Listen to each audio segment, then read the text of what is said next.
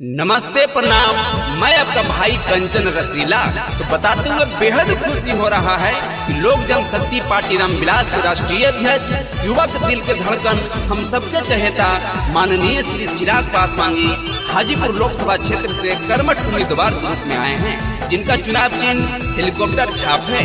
तो हम लोग सब मिलकर के हेलीकॉप्टर पर बटन दबाकर भारी से भारी मतों से विजय बनाना है, जिसमें सिंगर निरंजन पुजारी जी अपने आवाजों में एक गाना प्रस्तुत किए हैं। आप लोग सुनिए और ज्यादा से ज्यादा प्यार दुलारा से बात कीजिए। हाजीपुर से अब की गे चाची चिराग भैया के जीतई है, हेलीकॉप्टर पर बटन दबाई है, सब मिला के संसद बनाई है, सब मिला के संसद बनाई है।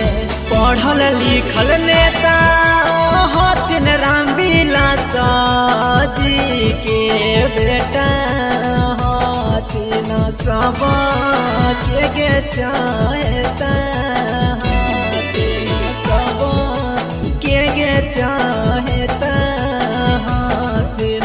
एक फोनमा करमी के चाची आइए जे तुन गे गनमा हाथी ना सचाई ना सनमा दे दी है, सब मिला के ध्यानमा दे दी है, सब मिला के ध्यानमा।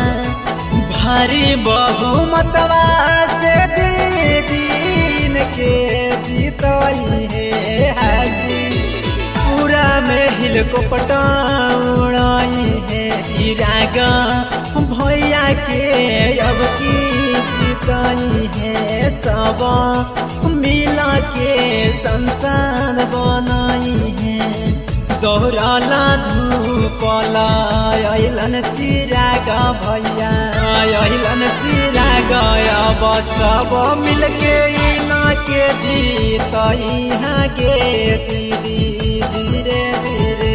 हेलीकॉप्टर छत पर बटन दबाई हाजी चाची धीरे धीरे। गलियाना गलियाना घूमथिन चिराग भैया, गलियाना गलियाना घूमथिन चिराग भैया, लेके हेलीकॉप्टर निशाना जी यही पर दवाई बटना जी। करहियो गोहार कंचन निरंजन गा के गाना जी, करहियो गोहार कंचन निरंजन गा के गाना जी, सब मिल के इना के जीतई हाजी जी।